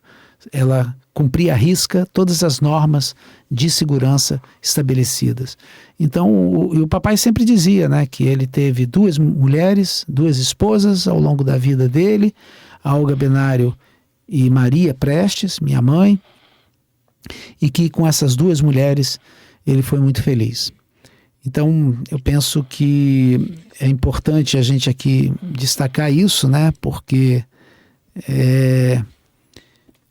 foram 2 mulheres que heroicamente protegeram a vida do Cavaleiro da Esperança, de Luiz Carlos Prestes, em diferentes momentos da história. A anistia dele se deu quando? Bem, o papai foi anistiado. A história da anistia do papai é interessante. O Getúlio dá anistia para o papai e reincorpora o papai às Forças Armadas, apesar que meu pai não queria essa reincorporação após a Revolução de 30. Mas depois, em 35, meu pai é preso, de novo é expulso do Exército, mas ele vai ser de novo anistiado em 1945, né? Aí depois, de novo, ele perde o mandato, ele é eleito senador da República. Em 47, ele vai para a clandestinidade, conhece minha mãe, em 1950, e ele vai viver numa semi-legalidade a partir de 1959, 60, mas em 64, de novo com um golpe militar. O meu pai, é interessante, que o nome do papai é o primeiro nome na lista dos que perdem os direitos civis. 64? Em 64. É o primeiro nome. Meu pai está antes do presidente da República, antes do Jango Goulart. Primeiro é Luiz Carlos Prestes, depois Jango Goulart. Olha só o que os colegas dele da coluna aprontaram com ele, né? Cordeiro de Farias, Juarez Távora, né, enfronhados com a preparação desse golpe de 64. Depois né? teve um outro também seguido, que mas foi o João Pedro Neto. Mas em 79 o papai é de novo anistiado. Então o papai teve várias anistias, né? Minha pergunta a mais importantes em 45 e em 79. Ele tinha quantos anos já? Papai, 79, estava com 81. Ele não quis candidatar a nada? Não... Poderia, né? Tem uma história aí, mas eu prefiro não. Eu acho que o tema hoje é a coluna Prestes. Senão a gente não, vai. Não podia contar, não fica a curiosidade. Eu vou deixar a curiosidade aí para lá. Ele tentou a candidatura para deputado federal. Não é eleito fácil. Não, mas ele não conseguiu acertos, porque naquele momento, na reestruturação das forças democráticas no Brasil era um momento muito difícil, então ele não conseguiu legenda. Estranho isso. Agora, estranho porque seria eleito com o poder central é com sobras. Agora, um detalhe curioso, nós falamos sobre esse assunto também já, mas é bom a gente frisar bem. O sujeito é chamado às vezes de comunista, e daí? Comunista, um partido comunista. Aí eles, como se estivesse ofendendo alguém, chamar o cara de comunista. Eu não sou comunista. Mas eu acho um absurdo. A mídia criou isso, né?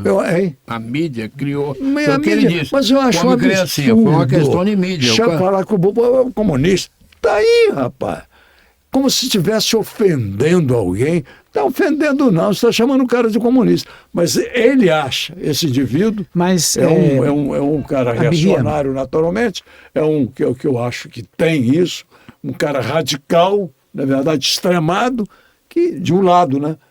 Você é um comunista, e daí, rapaz? Mas, Abirrem, era necessário para o mundo liberal, para o sistema capitalista, que promove a exploração dos seres humanos de uma maneira cruel, era necessário criar um mito do medo do comunismo. Por quê? Porque o Partido Comunista da União Soviética e os comunistas, quando fazem a Revolução de 1917, eles cometem alguns crimes que até hoje o capitalismo não perdoa. Primeiro crime. Primeiro crime. A União Soviética é o primeiro país do mundo que institui oficialmente 8 horas de trabalho. Antes disso não existia. Nenhum país do mundo tinha criado o regulamento de 8 horas de trabalho. Né? Você sabe que no mundo, mesmo na Europa, no mundo capitalista, a exploração, inclusive de crianças, era horário de trabalho de 12 horas, 15 horas de trabalho. E é na União Soviética que o trabalhador conquista o direito de ter somente 8 horas de trabalho. É na União Soviética que cria pela primeira vez na história o direito de salário durante as férias. Isso nunca existiu. Isso espanta. É a União Soviética que vai ser o primeiro país do mundo que vai instituir o ensino público, gratuito, universal, em todos os níveis. A União Soviética cria creche, pré-escolar, que no Brasil nós adotamos o pré-escolar nos anos 90, do século XX. A União Soviética criou isso, a Rússia criou isso em 1917. Obrigatório, de graça, o ensino pré-escolar, a escola e a universidade. Também tudo, o ensino universal gratuito.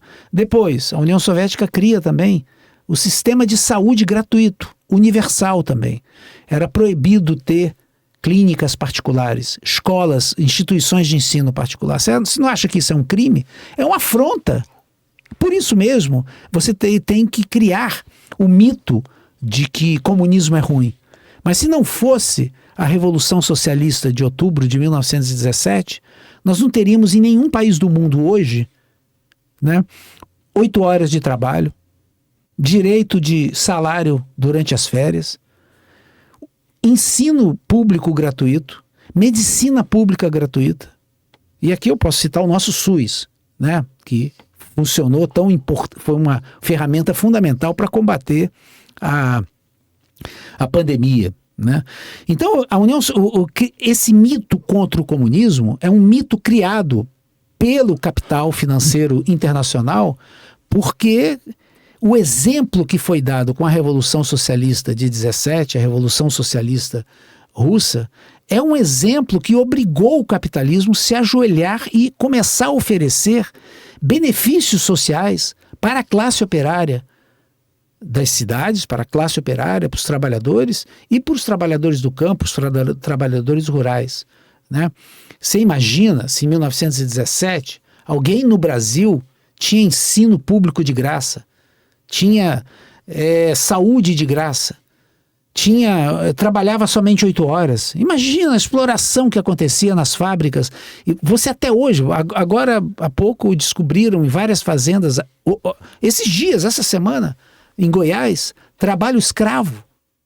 Né? Então você imagina na década de 20, na década de 30. Então esse mito contra o comunismo é um mito que tinha que ser criado, porque os comunistas e os socialistas é uma afronta ao sistema capitalista que quer somente explorar, nós hoje vemos... Ô, Luiz, existe uma pequena diferença entre o socialismo e o comunismo.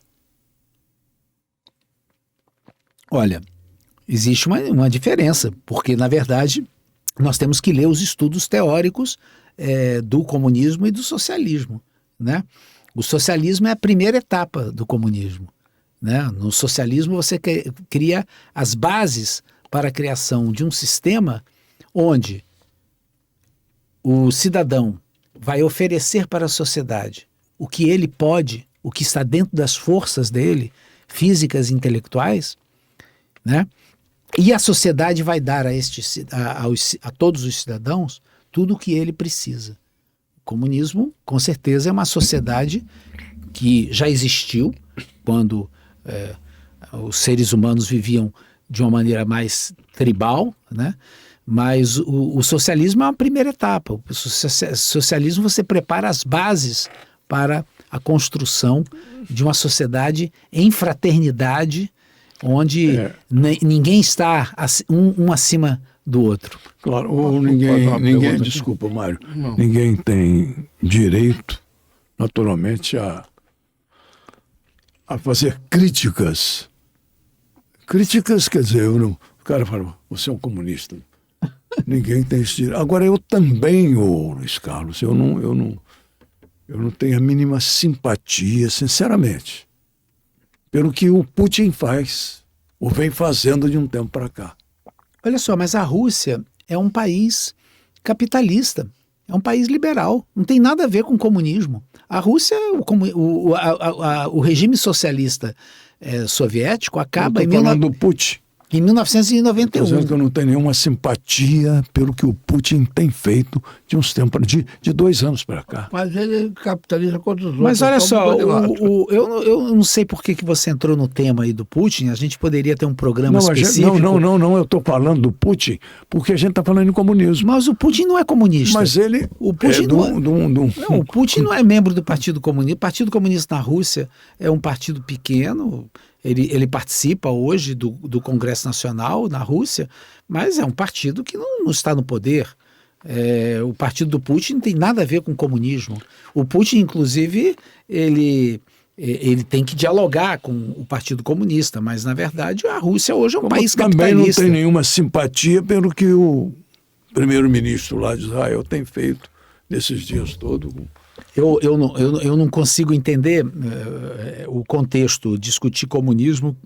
Não estamos discutindo, nós estamos dialogando. Aham. E hoje você fez você explanou de uma maneira brilhante. É um momento muito importante do nosso país, do Brasil.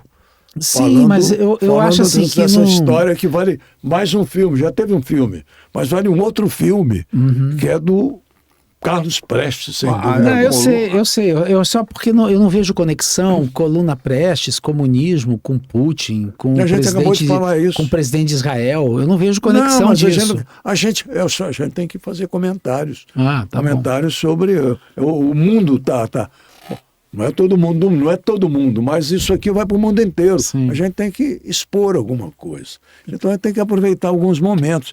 A gente não está fazendo conexão nem com a coluna Prestes, nem com Putin e nem com claro, o presidente, primeiro-ministro. a gente está apenas citando fatos que existem hoje. São coisas factuais que estão acontecendo. Eu acho que eu não teria hoje tema para apresentar aqui um cenário real do que está acontecendo, das razões, né? O que levou a Rússia ao confronto por território com a Ucrânia, né? A Ucrânia assassinou milhares de cidadãos russos desde 1914 até 2022. Cometeu crimes nas regiões que onde hoje está operando a operação especial militar da Rússia.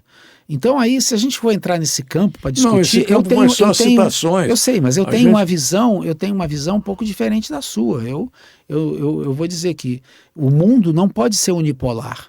O mundo não pode ficar nas mãos de uma única nação, no caso dos Estados Unidos. Pode ser alguma. Eu acho que nós temos que ter um mundo multipolar. Ninguém quer isso. Nós devemos ter uma participação em fraternidade de todas as nações do mundo. Claro. E esse é o exemplo dos BRICS, que reúne Brasil, Rússia, China, Índia, África do Sul.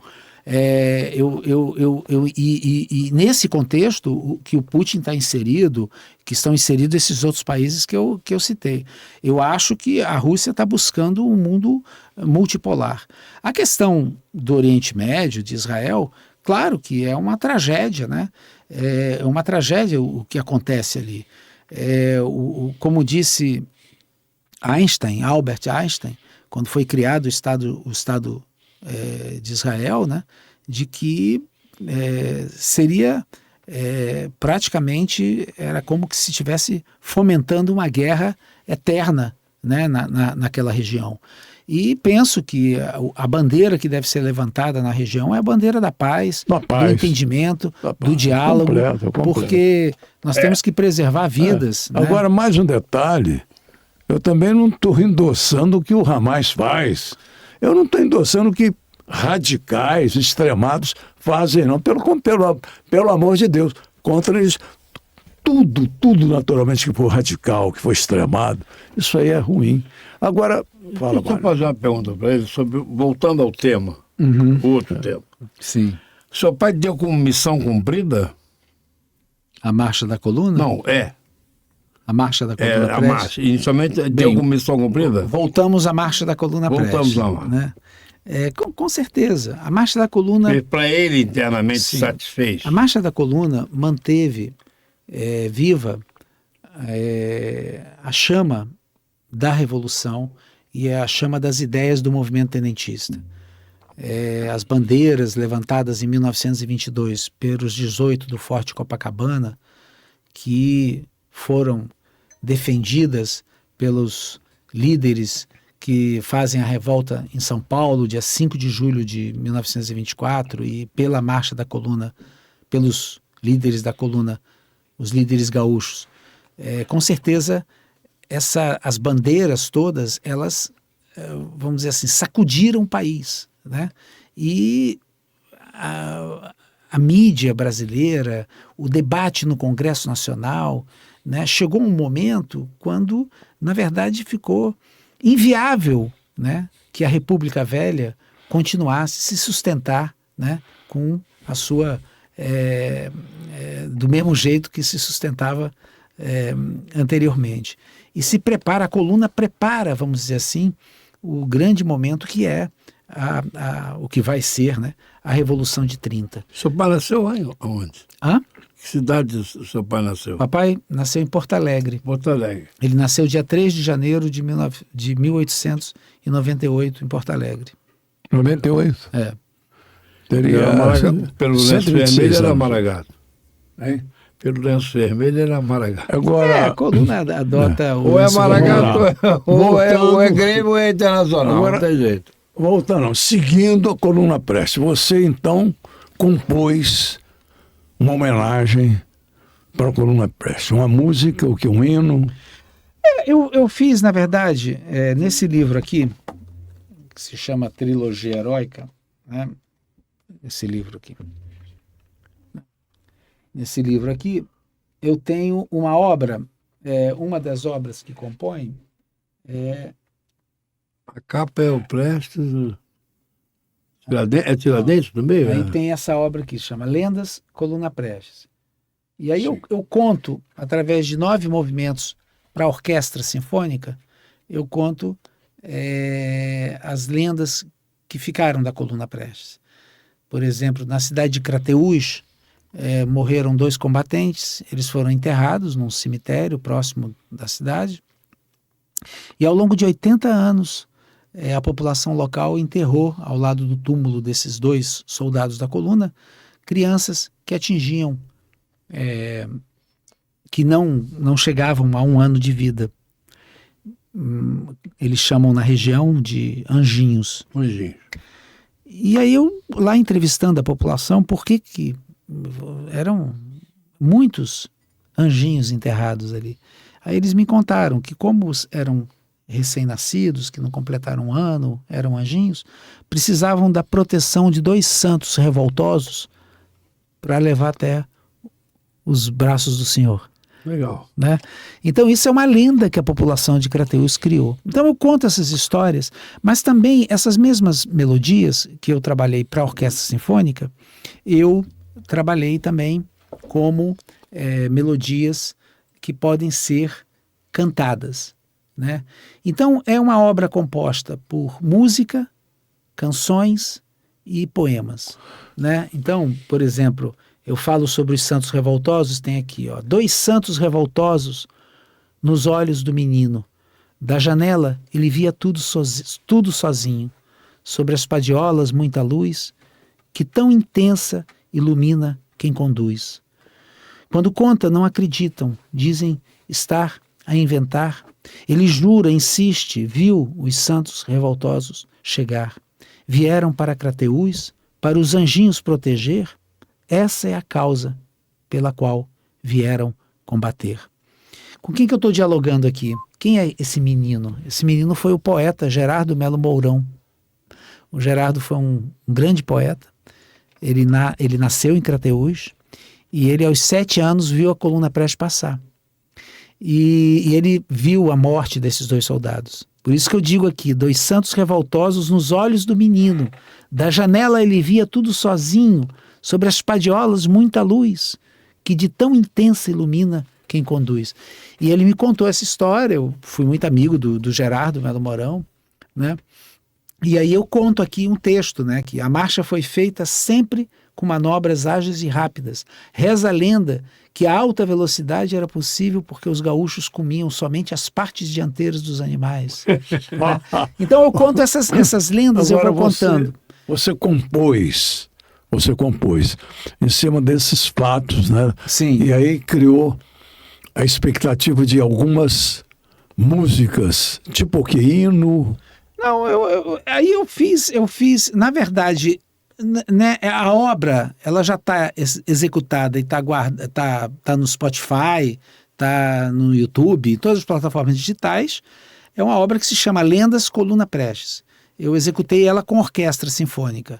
Mas eu também tenho a gravação de algumas canções. Essas mesmas melodias eu fiz para elas canções. Então vamos fazer agora, vamos mostrar. Por exemplo, sobre a Nossa Senhora de Lourdes, né? Eu tenho aqui, que eu citei aqui, né? Que as mulheres A prometeram gruta, né? erguer a gruta para Nossa Senhora de Lourdes, eu fiz assim. E o vento soprava, mas nenhum galho se mexia. E os revoltosos pisavam nas águas, mas nenhum ruído escapava. De muito distante vinham os cânticos e as rezas. A pálida luz do círio iluminava, mas não queimava. A marcha do anel de ferro se fechava. Na invisibilidade, a revolução escapava. Né? E a canção que vocês vão ouvir aqui agora, ela se chama Recuar Jamais. Ela não é feita com orquestra sinfônica, eu acho que para o espectador é mais interessante para ouvir, né? Não temos a orquestra sinfônica aqui, você então vai... é só violão, né, e voz, e aí eu canto um momento quando a marcha da coluna aconteceu que naquele momento quando meu pai chega em Foz do Iguaçu e os paulistas querem emigrar para a Argentina, dizem que a missão foi cumprida, e meu pai diz, não, eu não tenho como recuar, nós vamos continuar na marcha. Né? Então esse é o sentido dessa canção que vocês vão ouvir. Vamos ouvir? E vai botar lá.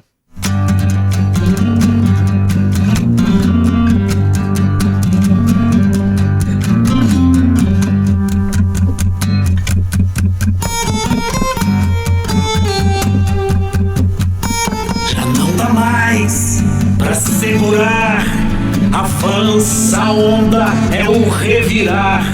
Não tem como equilibrar. Avalanche que quebra, que queima, que corta. Não vamos barrar. A esperança está no chão. Reerguer nossa missão. Segurem firme nossas mãos. Juntos sairemos dessa escuridão. Quem diria? O destino desafia outra vez. Bate a porta, exija de vez. Frente à luta e à história de nossos pais. Recuar. Jamais. Jamais. Já não dá mais pra segurar. Avança a onda, é o revirar. Não tem como equilibrar. Avalanche que quebra, que queima, que corta. Não vão nos barrar. A esperança está no chão. Reerguer nossa missão. Segurem firme nossas mãos. Juntos sairemos dessa escuridão.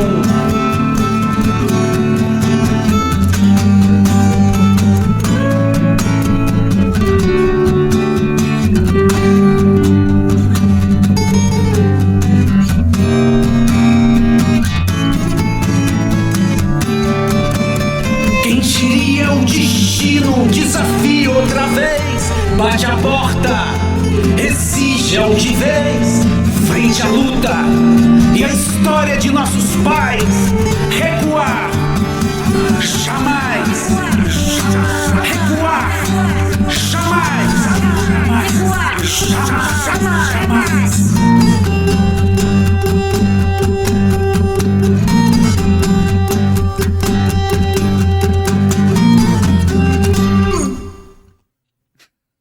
O tema é exatamente a história, né? O momento, coluna, é o coisa da momento. coluna. Parabéns, eu gostei.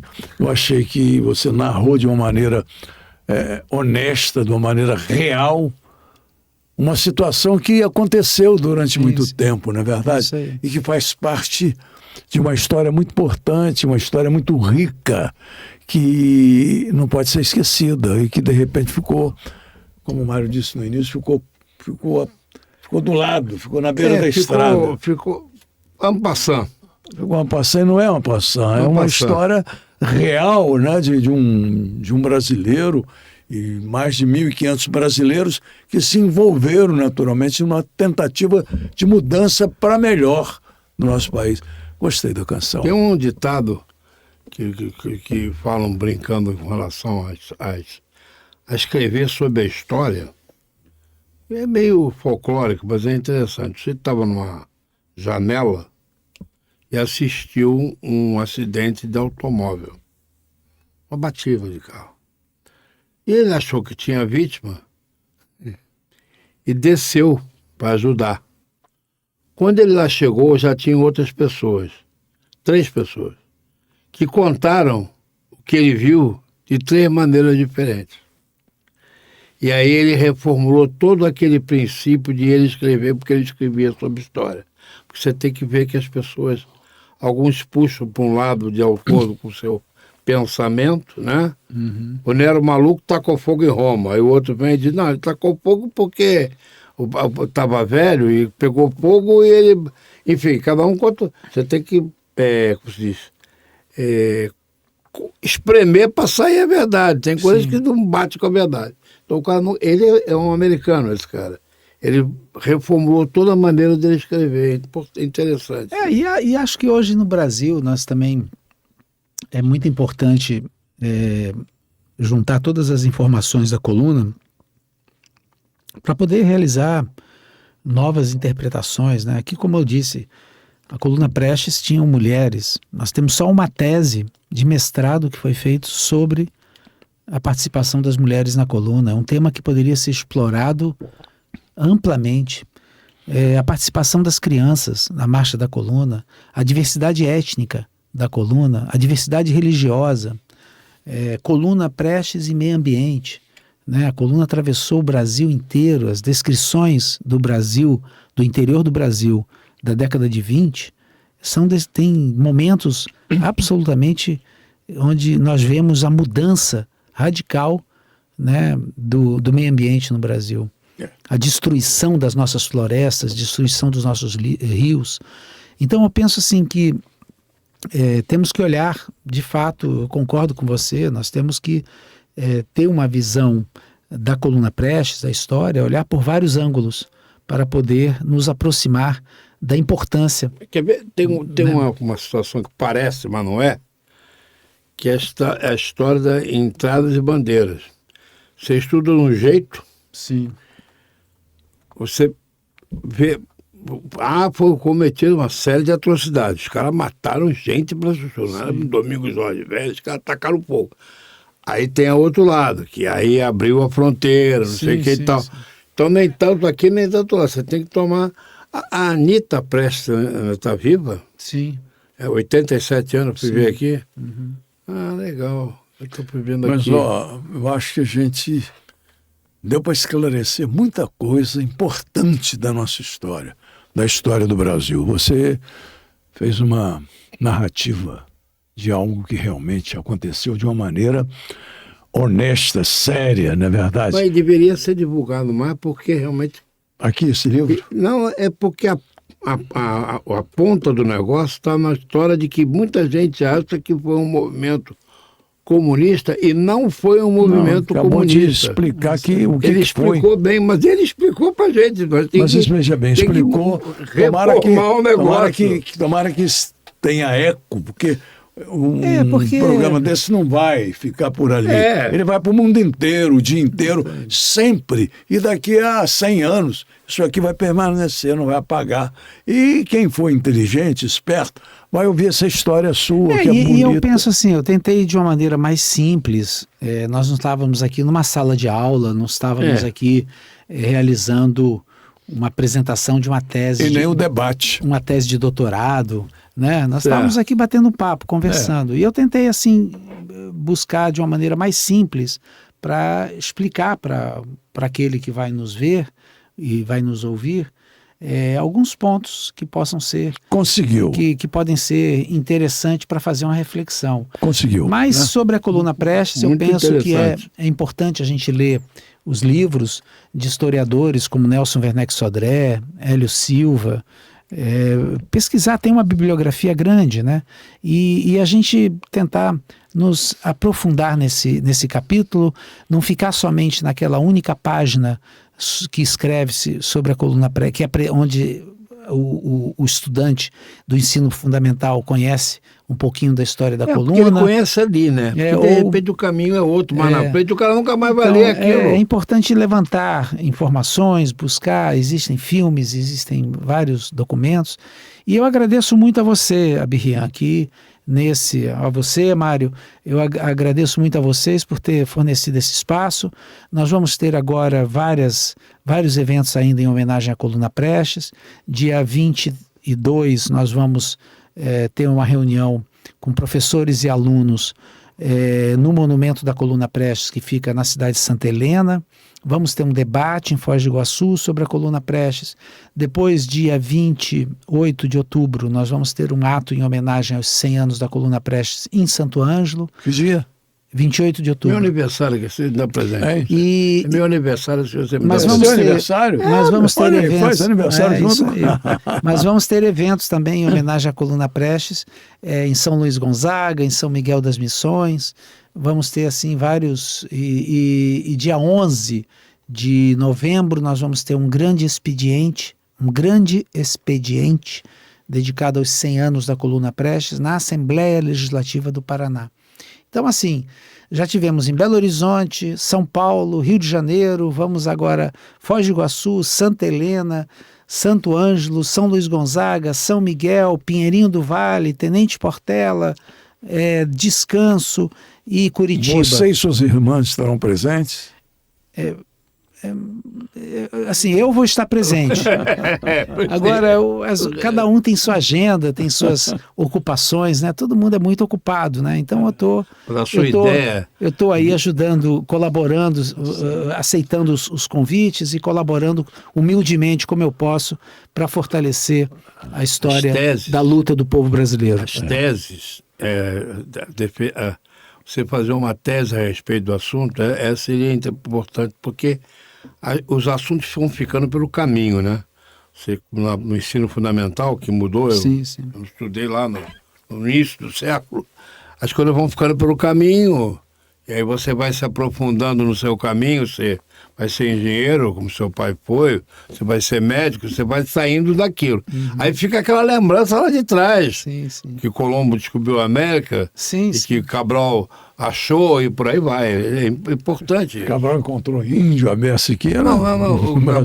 Mas é isso, mas olha, O Brasil já estava, você muito- professor de história, o Brasil já estava Mas descoberto. muito obrigado. Eu espero aí que eu tenha contribuído com os espectadores para conhecer um pouquinho, um pedacinho da história da coluna. Muito obrigado, Abirrian. Não, você prestou um grande serviço ao Brasil e também a outros povos e outros países, porque isso vai para o mundo inteiro.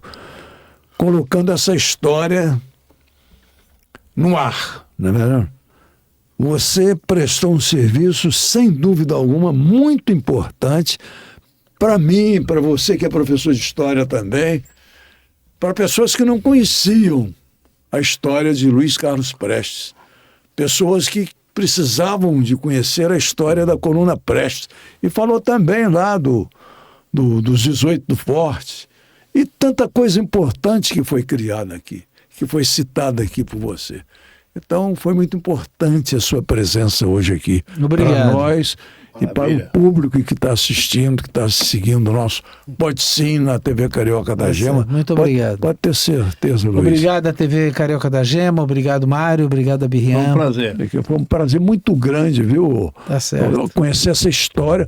Uma história rica, muito rica. Essa história que você contou, uma história verdadeira. Salve a luta do povo brasileiro, salve a luta da nossa juventude que fez a Marcha da Coluna Prestes, como eu disse aqui, foi uma marcha feita por jovens brasileiros. A juventude brasileira sempre teve garra, determinação e com certeza ainda vai realizar grandes feitos e sempre melhorando Se Deus o Brasil. quiser. E Essa sempre canção foi melhorando. uma canção, foi um grito de alerta, foi uma canção, uma letra muito importante, uma maneira muito, muito entusiasmada de isso aí, cantar. é isso É aí. o quê? Um grito de alerta? Muito obrigado. Foi um grito de alerta? É um grito de alerta, é um chamado. Um chamado. Certo. Bom, a gente vai. Você Tá vai na estar hora. onde? É? Eu vou estar na Rádio Carioca Esportes. Que horas? Agora Hoje? só no Fla-Flu. Hoje? Não, só no Fla-Flu da Quando? semana que vem. É dia. Aí tu me pegou, Oliveira. É quarta-feira. Que Tem que dia fazer hoje? uma agenda, né, Que mano? dia hoje? Hoje é quarta-feira. Quarta-feira. Dia 9. Nove, O 7 e mano, 16. nove. É. Dia 17 eu estarei na Rádio Carioca Esporte com o Fla-Flu. Se Deus quiser. E depois, dia 20, estarei também fazendo o jogo do Flamengo com o Corinthians, o jogo da volta. Vai perguntar onde é que eu vou estar. Aí hoje também eu vou estar. Tá vendo? Eu ia esquecendo. Tá vendo? Será que o pai do Luiz Carlos era gremista ou colorado? Que hoje o Grêmio joga com o... Ele não já tinha o Atlético Grêmio na época do Mineiro. teu pai? Tinha Internacional. E eu vou estar onde? Você não perguntou. Você vai estar na LBV. Ah, vou estar num programa aos domingos, sempre aos domingos. Sempre aos domingos. Domingo que vem agora, às 14 horas, Não é o nome do programa. Samba e História. Aí eu pensei que fosse sempre aos domingos, que é o contrário daquele filme Nunca aos Sempre- Domingos. não. Aquela atriz grega Não, que fez. não. Sempre aos domingos não. É Samba e História, sempre aos domingos, às 14 horas, no canal 196 9h30. da NET e da Claro, e na Boa Vontade TV, e também na Super Rede Boa Vontade Rádio, Sim. da Fundação José de Paiva Neto. Aqui eu mando daqui um grande abraço e o meu respeito e a minha admiração. Sim. E para encerrar, muito obrigado a você, Luiz Carlos, pela presença. Obrigado, Birriam, obrigado, Mário. Foi um prazer estar com vocês aqui. Onde 2 ou 3 estiverem reunidos em meu nome, aí estou eu no meio deles. Palavras de Jesus Cristo no maior best-seller de todos os tempos, na Bíblia. Allah Kibir. Luiz Carlos, um Obrigado. abraço, meu Se amigo. não tiver Alaquibi, não tem problema. próxima. Obrigado. Vai com Deus. Boa sorte. Ai, nas obrigado. viagens agora. Foi um prazer. Isso.